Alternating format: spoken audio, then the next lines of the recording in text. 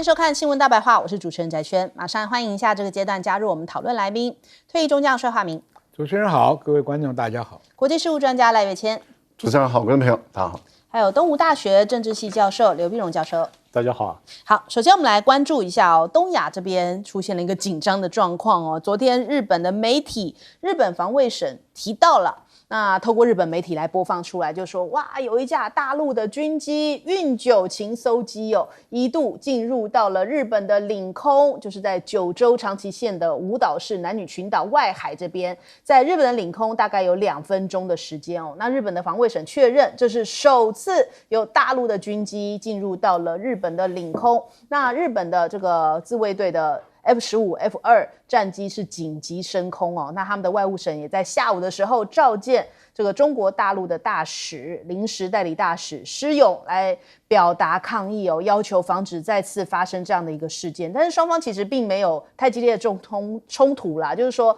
日本防卫队的战机就是在旁边有点像是伴飞的这样形式可是对比一下跟菲律宾这边好像就比较有一些这种比较激烈的一点反应了。我们看一下这个，不只是船舰的擦撞，菲律宾现在讲说中国大陆的军机还射了这个热焰弹那这已经是过去1周第2次被大陆的军机发射热焰弹。那他们就讲说这是一个危险的骚扰，要求中方停止挑衅也就是说其实这也是累积下来的啦，这个也不是1天2天的事情。中国大陆也是对于你这个一直好像在这个仁爱礁这边不断的好像扩大事端，所以中国大陆的这个回应也是越来越加的严厉那所以这个日本恐怕是不是也开始要步上菲律宾这一条路了呢？那运九到底是去干嘛呢？有2个推测，一个推测是说可能是要去侦查美韩的军演吧。这个美韩是8月26到9月7号的时候，在南韩东部的海域举行双龙24的2栖登陆联演，也是首度部署了无人机执行任务借此来提升联合防卫作战能力。那第2个可能性就是你日本不是前一阵子在7月份的时候，你的护卫舰也短暂的开入到中国大陆的领海吗？你能到我家这边来绕一绕，我不能去你家那边晃一晃吗？所以就是你来我家，我去你家，有来有往，礼尚往来嘛。那再来看看同样这个美国现在在中东这边看起来这个真主党跟以色列短暂交火稍微有停歇一下。美国的参谋总长呢讲说现在全面战争的风险看起来有比较降低因为双方的第一波攻击之后呢，现在看起来稍微这个局势和缓一点那布朗是讲说以色列黎巴嫩武装组织跟真主党交火，但是并没有进一步升级。现在目前中东近期爆发更广泛的战争风险现在有所缓解啦。那伊朗在考虑攻击以色列上面仍然是有一个隐忧存在啦。那稍微和缓一点这样的局势，可是以黎双方还是有一些零星的交火。美方就讲现在他们的交火没有影响到正在埃及进行的以哈停火谈判，但是伊朗却是警告他们还没有放弃还在衡量如何为哈马斯领袖哈尼亚报复的这件事。那伊朗的外长阿巴斯他就讲，伊朗对于以色列上周在德黑兰刺杀哈马斯的政治领袖的回应将是不可避免的，也就是说他并没有这件事情翻篇他会精准和深思熟虑的来作为一些回应伊朗还讲了一番狠话，不寻求但也不畏惧紧张局势升级，所以看起来还有一个就是隐忧或未爆弹存在。但是为什么我们看到这样的纷纷扰扰好像都跟美国脱离不了关系？人家讲说因为有军工复合体只要这个枪声一响，黄金万两，军工业发大财。根据这个金融时报的报道，受益于现在世界各国这个全球各地地缘政治紧张的局势之下呢，其实看到美国的5大国防承包商从到现在到2026将会产生260亿美元的现金流量，比起2021年增加了1倍以上相关的你看到它的这个金流量红色的线这样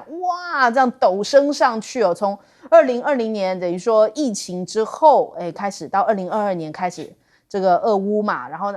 一切这个种种这边点一点火，那边点一点冲突让他们这个军工复合体已经是发大财。然后再者呢，现在美元一周不对，美元周一又从8个月的谷底反弹，而且日元呢也因为这个中东紧张局势有很多人要去避险啦，所以因为这样的一个地缘政治局势加剧，所以投资人都在寻求避险。除此之外呢，现在这个金价也是来到一个新高，油价呢也是来到每桶77.42美元，都是因为这个政治或是地缘这种关系还有美选的不确定性带来一些避险的需求，所以大家想说哪里安全躲到哪去我们先来问一下帅将军，帅将军怎么看这个昨天大陆的军机这一番动作？这个动作当然，这个长年以来就是说美国的自由航行侵扰中国大陆的边界，侦查征收，那么因此他对反征收的这个行动就越来越强烈了嘛。但是这一架运征机是针对美军跟日本的龙牙演习。龙牙演习是美军大型登陆船队的演习，以前登陆舰都是几千吨级的，现在美国发展的都是4万吨级的，而且这一次的登陆演习跟以前的登陆战法有所不同。今天用这种像华盛顿号之类的这种大型的2栖登陆舰，它甲板上停满了鱼鹰机，就是那个螺旋桨可以去对上的，到了天上也可以对平的鱼鹰机。那鱼鹰机就等于是可以带了大概10几20个的陆战队的队员，在深入内陆的下面降落，就换句话说超越滩头了。另外为什么登陆舰越来越大？全世界大概只有10%几的滩头是适合以前传统的靠坡度能够登陆的那种登陆舰。那现在为了克服这个困难，都在发展所谓气垫船。气垫船就不需要那个船的搭板去靠岸，直接可以飞跃。所以陆战队的这个作战方式呢，很快就对深远的目标有一种打击，跟快速的登陆，跟传统的登陆作战不一样。那么这个东西出来以后，中国大陆当然要特别重视美国跟日本这个陆战队的这个演习的一个变化，作为而后。因为中国大陆自己也在发展4万吨级的大型登陆艇，那么这个东西对台湾也很有影响。我们担心的就是它的076这些大型的登陆艇跟气垫船。所以这个侦察行动是有含义的。第二个，有关中东的战场，我很早就讲过，伊朗拿不出什么有效的手段来反制以色列，所以只能听他讲讲海话，连这个珍珠党大规模的用这个卡秋莎跟着无人机攻击的时候，伊朗并没有做配合行动，所以他只能讲讲这些话了，就是说遮羞了，因为大家都在期待看你有什么表现嘛。在你家的客人被杀，你一点反应都没有，交代不过去。第二个，为什么有缓和的现象？我也很早讲过，珍珠党所用的卡秋莎都是二战完了以后的东西，没有制导的这个精度，所以对以色列的打击能力也不行。而且我很早就讲过，以色列的空军向来是很彪悍，不等你什么被动的给你反击，很主动就先出动100架飞机，对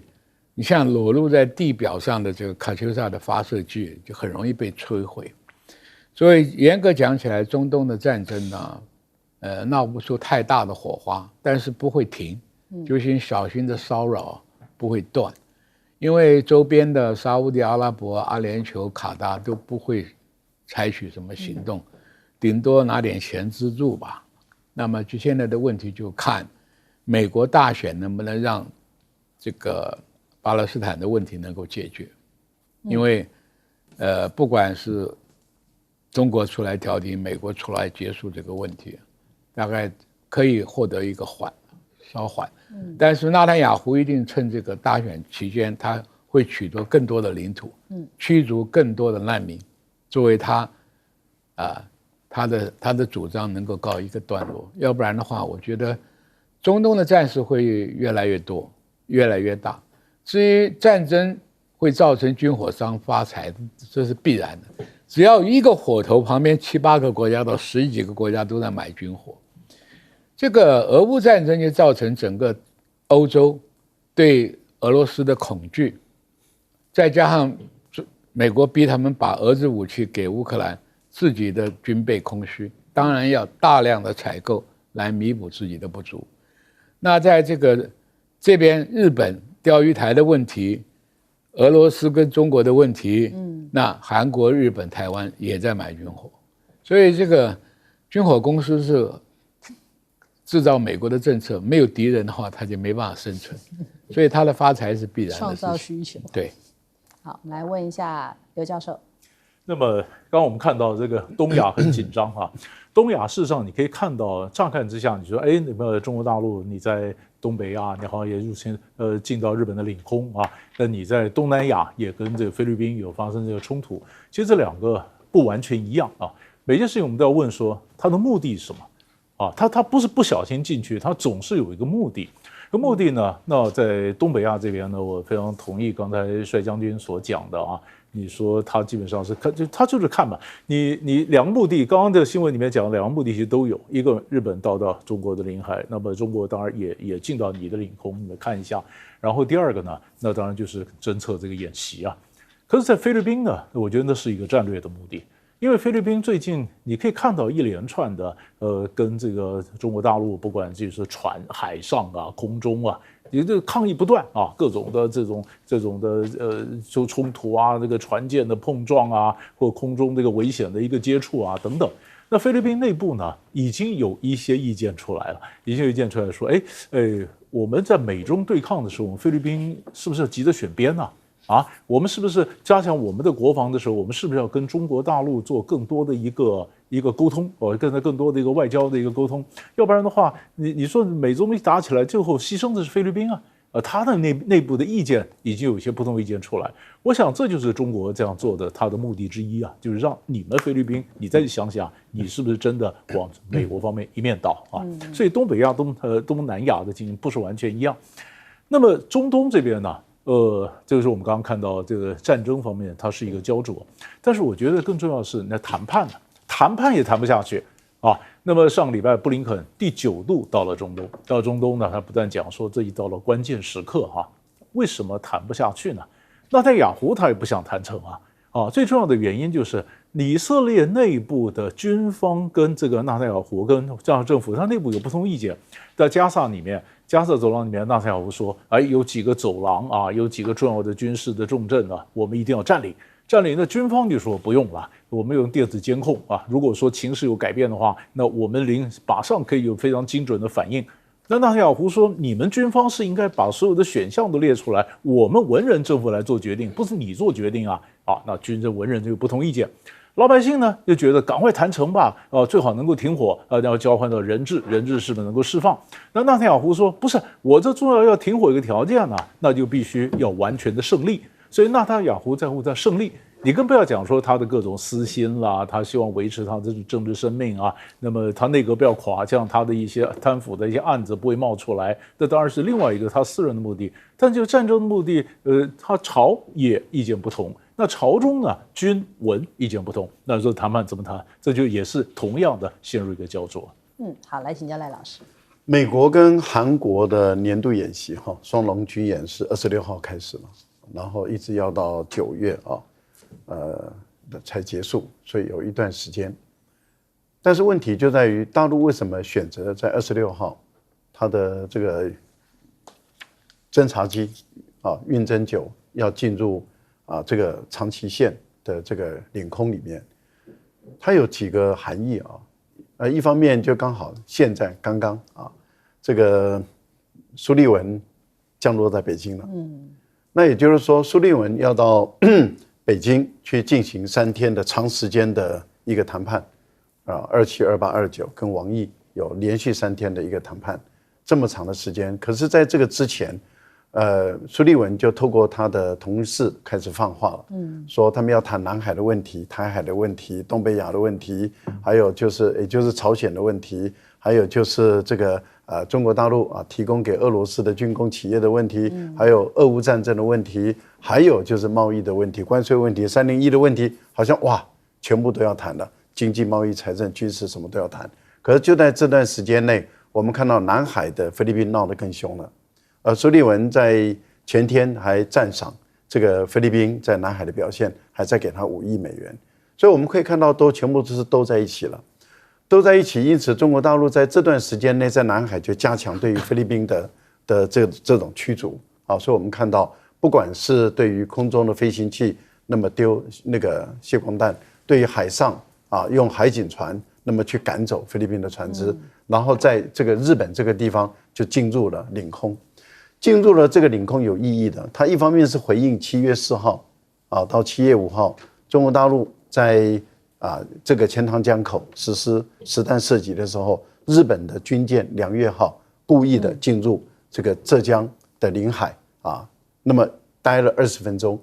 中国大陆说这不是无害通过权，后来我们看国际法确实不构成无害通过权，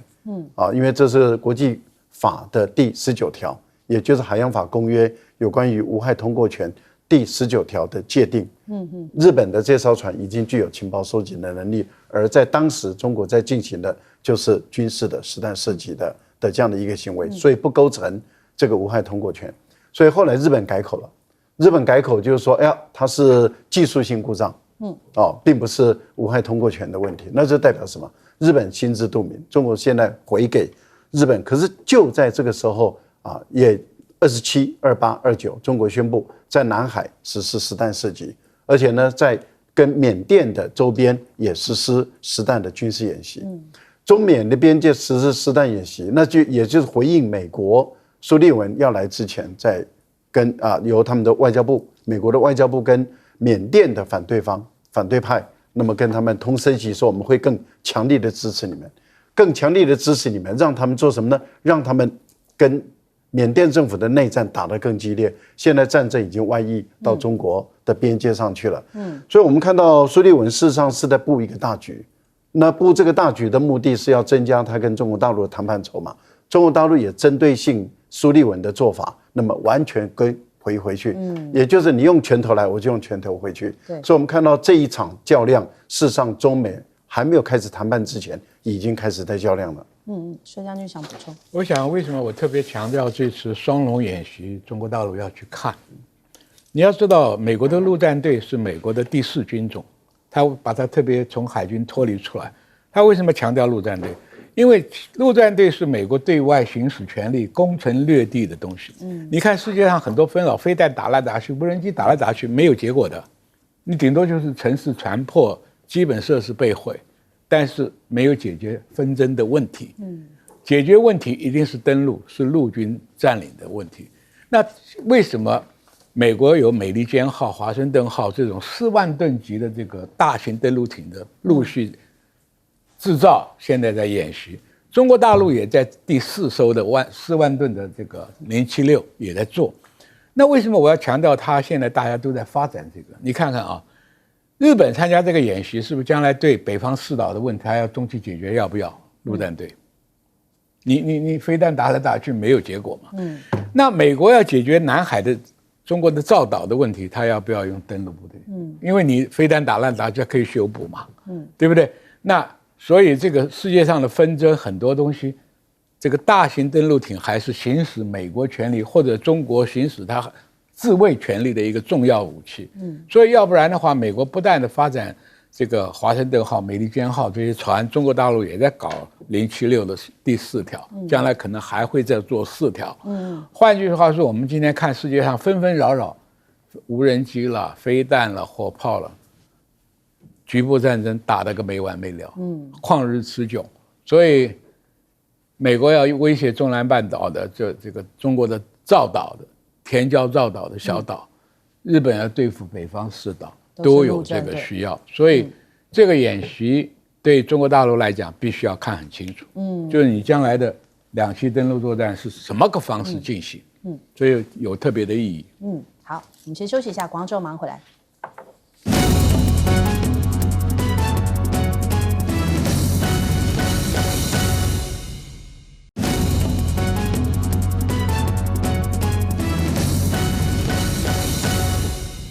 好，普京生气反击了吗？看到这个俄罗斯有100枚的飞弹空袭乌克兰，因为这一阵子不是乌克兰大反击嘛。那结果呢，在26号的时候，俄方就发射了超过100枚的飞弹，出动了100架无人机袭击乌克兰，至少造成了5人丧生，30人受伤哦。还有大约11架的图95轰炸机在空中飞行。那乌军的这个乌国的空军讲说，现在已经确信已经发射了这个数枚的飞弹了，在这个乌克兰的境内。基辅还指控呢，白俄罗斯也在乌克兰和白俄罗斯边境集结了这些什么装备和部队还包含了白俄的特种部队，还有前俄罗斯的佣兵组织瓦格纳战士都已经部署在乌克兰的边境，所以现在感觉乌克兰已经是两面受敌的情况。他们很担心白俄罗斯会不会在那边演习，就突然一个转弯就变成了打进乌克兰，所以现在他们也挺忧虑的，因为看到里面部署不只有这种瓦格纳佣兵特种部队，还有战车、火炮、防空系统，就是非常完整的一个可能是作战的一个配置通通都已经集结在他们的边境了。另外，波兰的军方也说，俄罗斯袭击乌克兰期间，有军事物体也进入到了波兰领空因为之前其实普京就已经有放话，有一些小国家也要注意所以现在波兰也是有点担心，就说军方确认这个物体不是飞弹，这个物体可能是一架无人机。换句话说，是不是俄罗斯的无人机也已经瞄准了波兰来前进了呢？那泽伦斯基现在回应俄方的空袭那克宫就很大方承认说，对，我们这一次的空袭呢，就是要来打你的能源基础设备。因为过去其实俄罗斯是讲说他们不攻击能源基础设备，但是没想到这一波的乌克兰反击是针对一些能源基础设备。当时俄罗斯就其实普京就已经有动怒了，所以现在这一波看起来是一个回应。那泽伦斯基讲说，你们发射100枚飞弹那其实呼吁西方盟友要赶快提供，就赶快后方救援就赶快提供一些防空资源给乌克兰吧。那克里姆林宫是承认就说接下来还会对于乌克兰跨境袭击库尔斯克再做出另一波的回应。所以看起来这个战事又再度的升温。我们来看一下，现在乌克兰他们其实也有一波这个他们的坦克，就是乌军的 M1A1。这个艾布兰坦克也在这个无人机的指示之下呢，消灭了一批俄罗斯的步兵这也表示说，现在乌克兰还持续积极防守红军村防线还动用了他们现在目前最精锐的 M1A1 坦克装甲部队。那他们在这场战争当中乌克兰已经是有这个熟练的操作这些无人机的运用，远端侦察攻击已经现在变成他们战场上面最重要的一个关键了。那俄罗斯讲说，现在正准备要大量制造能够用第一人称视角性能的这种军用无人机但是乌克兰已经在2024年成立了一个纯无人机部队，所以现在这场战争已经很明显的从俄乌开始，已经进入到了一个无人机的一个对战时代那再来我们看看现在红线这件事情因为在俄乌战争爆发之后，西方国家多次强调是不会向乌克兰援助像是这种坦克战斗机远程武器集束弹那甚至不允许乌克兰袭击俄罗斯本土。但他们现在说，现在这个红线是不存在了。那普京跟这个梅德韦杰夫他们也讲说，如果你们跨过了这条红线，因为当初普京说红线就在这边嘛，那他们是会接下来使用核武器来进行反击的。那其实他这么喊出来也是希望说西方国家不要过多的干涉。那显然现在西方国家也跨过这条红线，所以不知道会不会使得普京再有下一波更激烈的这种军事反击。那再来我们看一下乌方的一个统计，俄罗斯官方从2022到2023年总共是发表了39次的红线声明。那西方国家现在已经跨过红线，开始援助乌克兰 F16 一些战机还有海马斯M777 榴弹炮这些武器那俄罗斯现在是不是会有一点愤怒呢？因为它的红线已经是被欧美随意的踩踏所以看起来一波一波的回击恐怕就在眼前。那再来这个大陆的外交部他们讲说支持俄罗斯要办好2024的金砖合作活动虽然一边在战事当中，一边在升温当中，可是俄罗斯仍旧是要继续来举办这样的一个金砖活动。那再来我们看看现在中白也就是白俄罗斯中白正在进行一个双边合作的这种正在朝向双边合作迈进了。在目前的局势之下，那2024年中国的商品服务展也在白俄罗斯经贸合作推向了一个新的高度。换句话说，就是中国大陆也尽量在跟这个俄罗斯或是白俄罗斯在进行一些这种往来，也希望呢能够在这一场战争当中，可能可以扮演一个稍微公正又和缓的一个角色然后让这个经贸不要中断。那首先我们来问一下帅将军怎么看呢？我首先跟观众讲啊，现在这个大国之间的军事斗争呢，最主要是看战争形态，谁能掌握战争形态的变化，谁可能获得胜利。这个乌克兰先用了这个无人机，就给大家一个很重大的启发。当初有空军的空权论出来了，是战斗机掩护轰炸机去轰炸对方。到后来美军在越战以后又发展一个叫超低空空优，就拿武装直升机跟地面的坦克部队密切配合。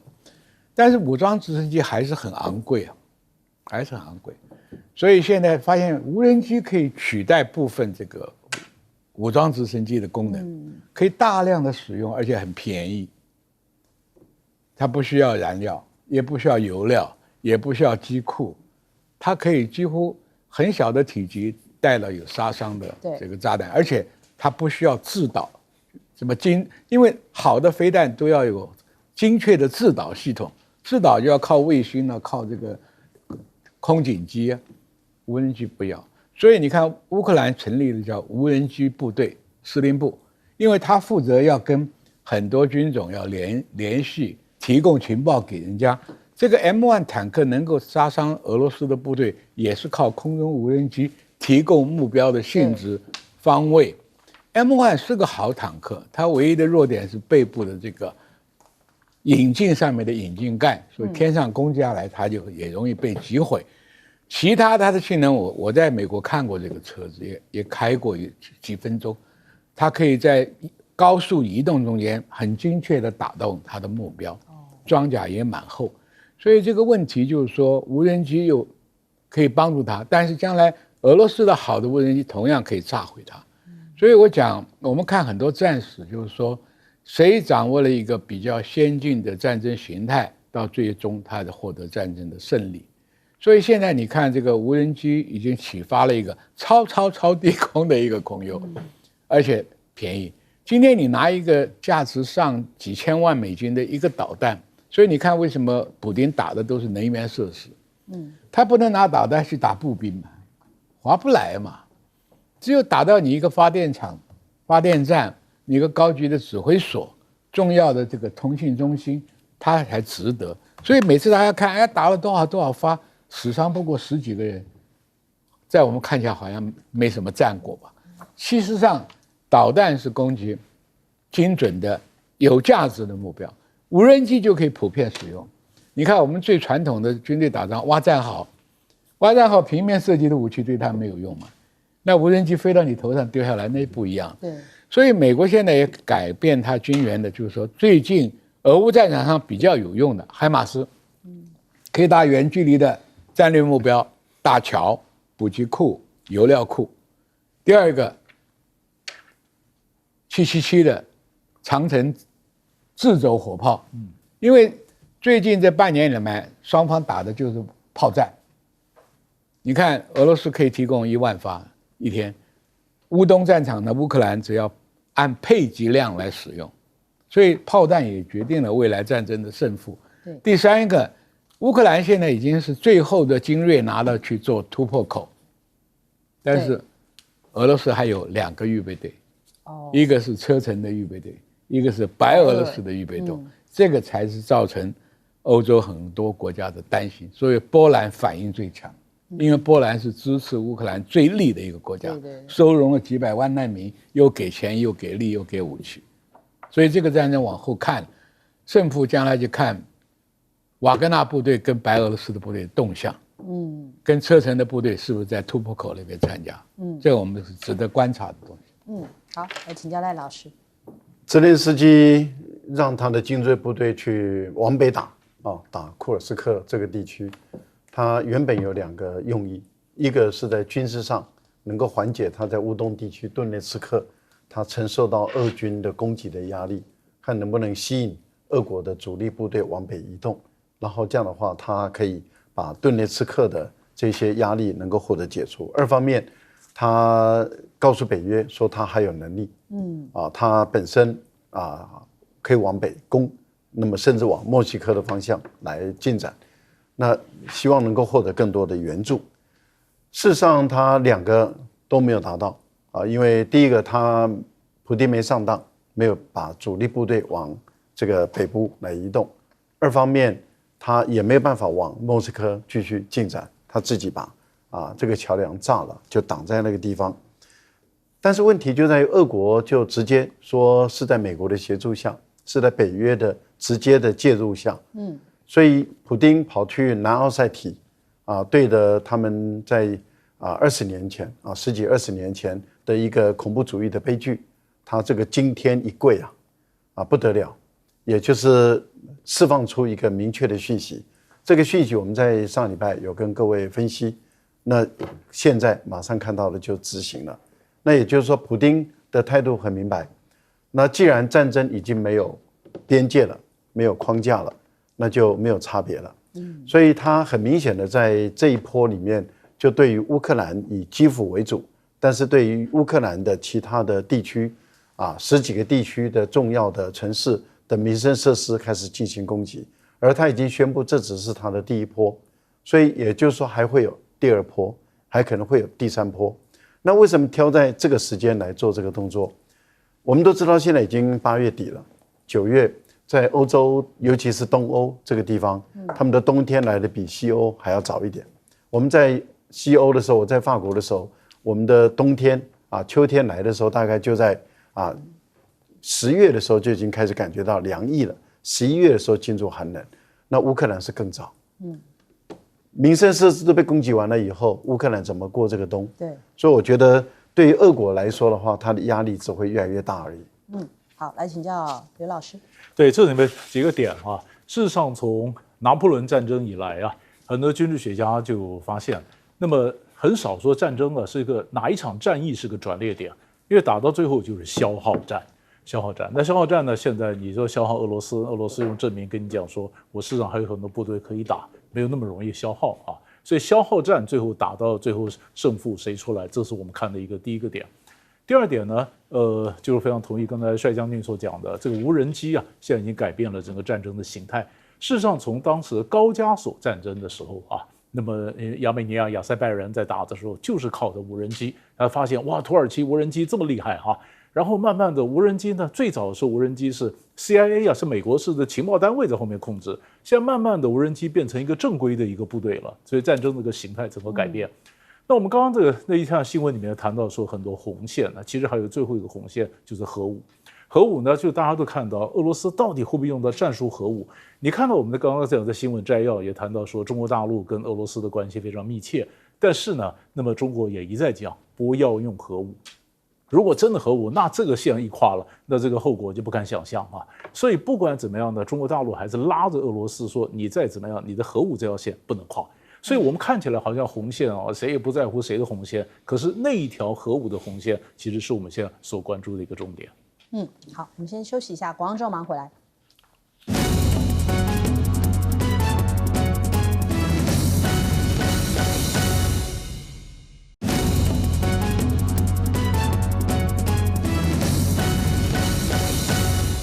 好，立刻来关注一下黑神话悟空已经在昨天的销量突破了1400万套又再创纪录。几天之前，就是在上个星期五的时候是1000万套，马上才没有多久，才隔了一个周末，又增加了400万套的销量。那现在目前日本卖的比较好的销量大概就是2000万套，所以有望可以突破这个2000万套的这样的一个记录那我们看看，现在有一些机构都在预测，应该最终销量可以达到60亿元，也会为这个中国大陆的游戏市场格局带来一个新的变化。那更让大家给注意的就是小米的这个雷军他秀出来，他竟然买到了实体收藏版呢，因为这个现在非常的抢手又限量哦，很多人根本就是才看到又秒杀了，根本看得到买不到啊。那想说雷总你怎么买得到的呢？然后从这个包装图像来看，就是限量1万套的实体收藏版，还包含了豪华版以及游戏启动码。刚刚这个将军在问的，就是如果你要买实体的话，有纪念价值的话，就是这一种。一般人的话，就是从网络上面买之后，他就下载下来。那这个里面还包含了一些像是这种公仔啊，然后什么还有地图啊、图像啊、图片啊，都是非常有这个收藏价值的。那其实不只是中国大陆在玩哦，你看到这篇报道里面讲说，像是香港、日本、英国、韩国、法国、澳洲啊，都已经登上了这个 PS 的商店榜的冠军。那为什么没有台湾呢？因为我们台湾的 PS 没有上架，所以不然的话，应该依照现在你打开 YouTube， 全部都是这个都在讨论这个相关，就是黑神话悟空，就连本来一些游戏 YouTuber 不是玩这个的，他们现在都改玩这个黑神话悟空。那其实你看到这个线上人数、在线人数已经是连续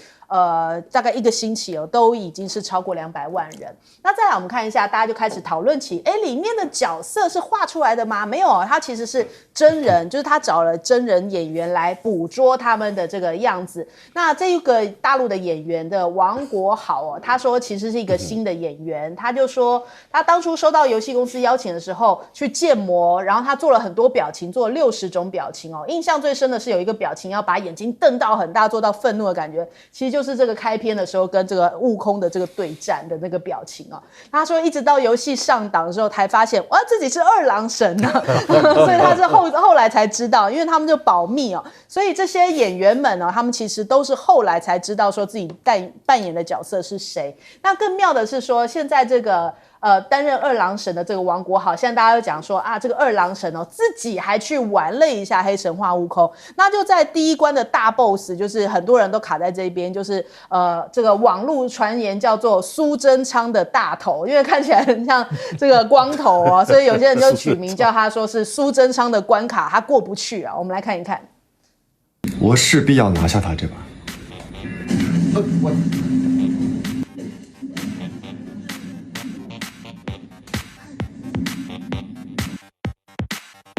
我现在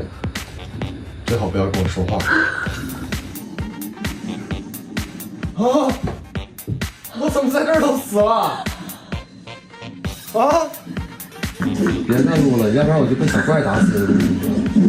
他把我惹怒了。哎，躲呀！哎，躲呀！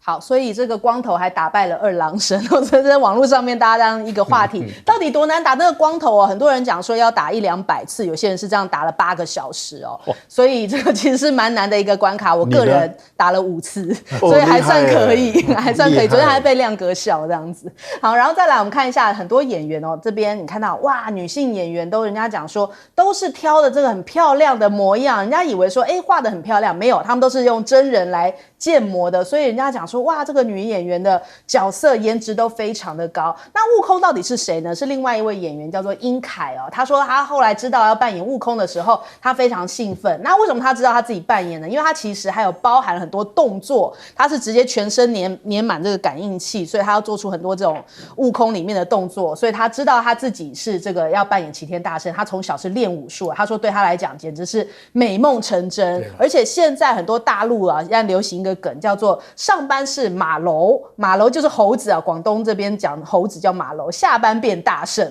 所以很多人讲说上班下班都是猴子啊，只是这个程度上的不同哦。那还有这个现在黑神话已经让中国大陆的中国文化出圈，看到冯骥啊最近讨论度非常高，他说呢，其实他在2014年就在深圳成立了这个游戏科学，也就是说这样10年的时间，但是他真的开始做这个黑神话悟空是7年的时间，13个人的团队起家打造3A 大作。那里面呢，当然大家还有一些讨论，就是拿回佛陀这件事情哦。人家想说，里面剧情里讲说是老鼠偷去了佛陀，让人家想到在英国的，所以暗喻英国人是老鼠嘛。另外还有在这个游戏段落里面，一开头大家就被一个陕北说书给震撼，很多外国网友都被感动了。我们听听。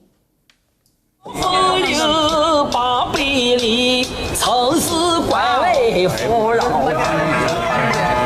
一朝疏怀贫苦妻，午夜朝夕渺壤际。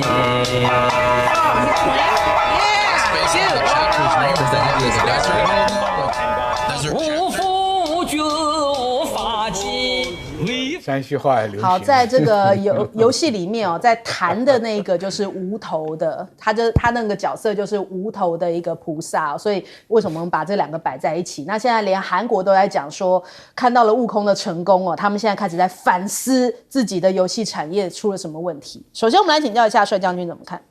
那演悟空的人一定常常看我们柯 P 的影。其实一个好的游戏啊，真的，你看我们小时候就看过，我们小孩玩那个任天堂，一天到晚迷的呢，还有那个什么，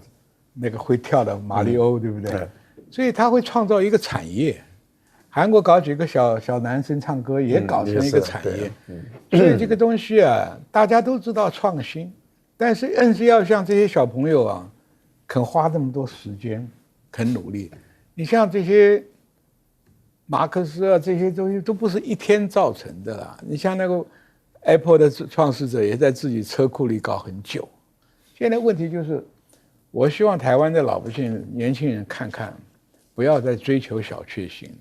真的，这个尤其这种电玩啊、电脑这些东西，不需要你投资很大的成本，你好好深入研究下去啊，就会开花成果。那个当年搞苹果的那个创始人，他库房里有什么东西？没有东西，开发脑力嘛。所以问题就是说，我们包含我们的政府，包含我们的这个部门，包含我们的年轻人，你看看人家一个黑悟空可以卖多少钱？他就创造了，他这个问题，连日本以前是最强的一个电玩国，现在都只有看到人家望尘莫及。所以我觉得这是一个很有启发性的一个。你不要是看到他很红啊，很赚钱，你想想看他为什么这样子？他如果没有闭关这10年去找到资本、找到资金，跟这10几个团队很努力去搞，怎么会有这个成果？因为观众眼睛是很尖的，你想你刚刚讲的那些颜值不好的，你画那个死板板的那种动画就不一样嘛，对不对？你看他这个带动那洋人听的那个山西腔，也跟在那里哼，你说他影响力有多大？对，所以我觉得这个对台湾上上下下应该是个很好的启迪作用啊。好，我们来请教赖老师。挡不住了哈，因为不管绿营的、民进党的、台独的要怎么挡，看起来都挡不住了。因为他一直在受欢迎，而且他受欢迎是在全球一直在往外扩散。那当他在全球往外扩散的时候，当然就抢占了世界各国的主流媒体都在讨论这款游戏，然后大家都在问，过去没有，突然间有了，然后一有就做得这么好，那接着他们当然就会问，那下一步呢？那有第2步，有第3步，在中国大陆如果形成一个产业，那又起来了，就好像说，过去其实我们台湾的太阳能板很强嘛，可是后来大陆起来了，结果你看现在大陆的太阳能板是世界上最强大的，那也就是说，电动车台湾很早也在发展嘛，电商我们台湾原本比大陆还早。我记得那时候在大学里面都在推电商，那时候很多我们商学院都在成立这个系，可是阿里巴巴出来了，结果中国大陆的电商更强大了，台湾的电商就走不出来了。我觉得刚刚帅将军讲得很对，不要活在一个小确幸里面，对，要扩大。我觉得这个还是跟文化有关。我们原本是中华文化，我们是中国。我们都会知道说，我们中国几千年来都是世界第一，所以我们要做东西都要做第一。所以你看，我们老一代的企业家，像王永庆，他要做塑胶，要做到第一。我还记得以前嘉义还是云林有个良宜大王，他要做也要做世界，连良宜他要做世界第一，文具要做世界第一，玩具要做世界第一，半导体、山西什么我们都要做世界第一。以前为什么？因为我们觉得我们是中国人，我们就要做到世界第一。你现在不要中国了，你去中国化，你把它自己变成一个小台湾，对，小确幸了。哎呀，台湾这么小，然后可以了，这样就可以了啊，这样子就活下去就可以了，雄心壮志没有了。我觉得没有错，过去台湾的这个电玩的很多的设计人才，我们的很多的大学的学系也都培养出很多的美工设计、写程式的人才，但是没有这种雄心壮志啊，没有说我要做世界第一的这个雄心壮志，那当然你就做不出来嘛，你要有才行。可是它是建基在我们的文化的底蕴上，就是中华文化，中国人这个文化的底蕴，就是我们永远是世界最强的。有这个底蕴，才会有这种自信，才会有这种企图心嘛。现在没有，我觉得民进党当局要好好想想，你不要贻害我们的后代子孙。好，那现在既然挡不住，已经一直在蔓延，过去怎么重伤他的、抹黑他的、唱衰他的，还有人想办法用骇客害他的，其实都没有成功嘛，一个一个失败，那这个就没有意义了。但是我倒觉得韩国人，他们倒是让我们有学习的一个对象了。为什么？韩国人说，看到大陆的成功，看到黑神话、悟空的成功，他们要反思。其实反思就是检讨嘛。你有反思，你有检讨，你才有可能改变，才有可能进步，才有可能变嘛。台湾也一样嘛。我们要反思，我们为什么以前我们的格局都做大，我们要做3C，我们要做半导体，我们台湾的企业，包括我们以前的 HTC 的手机，都要做到全世界最大。就是那种，我们现在反思回来嘛。反思回来，我们回到我们中国人，你当然就会有雄心壮志嘛。其实我们也有人在反思，只是说一反思的时候，就会有人出来出征你，然后就说不然你出钱啊，所以他们就开始有这样子的声音了。我们来问一下刘教授。对，当然了，一个是雄心了，我非常同意刚刚前面2位所讲的。不过我多讲一点，我在网络上看到，就讲到悟空的故事啊，他最后讲的是个造反啊。造反就是造反，我是造天庭的反啊。那造反，这使我想起大陆以前一个动画片《哪吒》，哪吒后面讲说“我命由我不由天”啊，就是我是控制我的命。那大陆上很多人想说，那我现在控制我自己的命运，你当然讲说这是非常非常不错啊，这是最成功的动力。但是我们也希望这个在中国大陆上这个动力啊，或这个反抗权威的这个不要被扼杀掉。因为要不然要当局要一紧张了，说哎呀不行了，这个悟空不能推了，那也很糟糕了啊。但是我们就看他下一步会什么，会不会有更多的东西出来，我们大家也非常期待他后面的表现。所以现在整体来说的话，它这个全面性的在大陆也好，在台湾也好，我觉得这个势不可挡啦。这个赖老师再帮我们讲一下就是说现在目前以台湾来说的话。像年轻人也好，或者是我们现在整个像是很多你可能周遭的一些来上节目的来宾，是不是大家也都在聊这件事情？对，我觉得因为这个实在是太广泛了，它有很多我们传统的元素，可是它的表达方式是用很现代感的，有时尚感，有时代感。例如说，你刚刚谈到，刚刚帅将军一听知道，山西的老调，山西的老歌，可是他却是用摇滚的方式来，那个节奏是摇滚的表现。对，他是用摇滚的方式来表现他的节奏。你看他的打斗里面有我们传统的中国的武术，可是他的节奏感，他的那种表现方式，却是现代的游戏它本身希望产生的那种声光效果，所以他有这种。传统的元素，可他用世界共同的语言，我觉得有世界元素、全球化的元素才是最重要的，因为世界共同的语言的表达，不管是声光、声学、美学、光学、听学，它本身有世界的共同的语言，所以你看，你不管是哪一国人，你很容易上手，